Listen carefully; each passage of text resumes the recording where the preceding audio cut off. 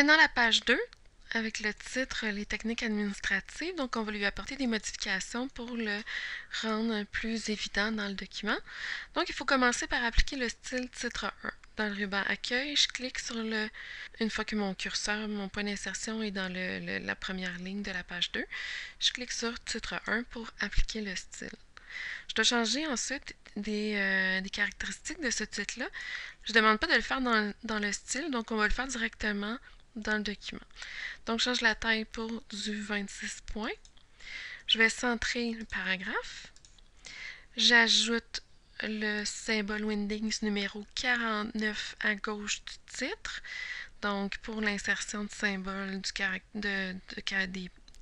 caractères de la police Winding, par exemple, ou d'autres symboles. On passe par l'onglet Insertion symbole, Autres symboles. On va voir la boîte de dialogue apparaître. Dans la police, on déroule jusqu'en bas pour choisir Windings. Et là, plutôt que de chercher, je vais taper le numéro du symbole. Il m'amène directement sur le dossier. J'insère le caractère et je peux fermer ma boîte de dialogue. Je dois appliquer à toute la ligne l'effet remplissage noir, texte 1, contour, plan 1, ombre marquée, accentuation 1. C'est la deuxième colonne, troisième rangée. Les effets, c'est dans l'onglet Accueil, on a un bouton qui est un gros A majuscule avec une espèce d'effet de lumière bleue autour du A.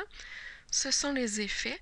Donc, et là, j'ai une galerie d'effets prédéfinis. C'est la deuxième colonne, troisième rangée. Et si je regarde ce qui apparaît dans mon infobulle quand je le pointe, c'est bien s'il veut apparaître.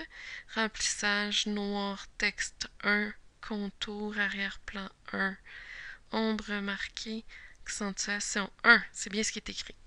Donc, je clique dessus pour l'appliquer.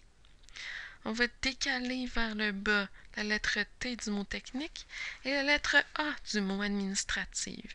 Pour les sélectionner les deux en même temps, je sélectionne la première en faisant un clic et glisser. Ensuite, avec CTRL, je vais sélectionner la deuxième lettre. Et là, je lance la boîte de dialogue du groupe d'options police.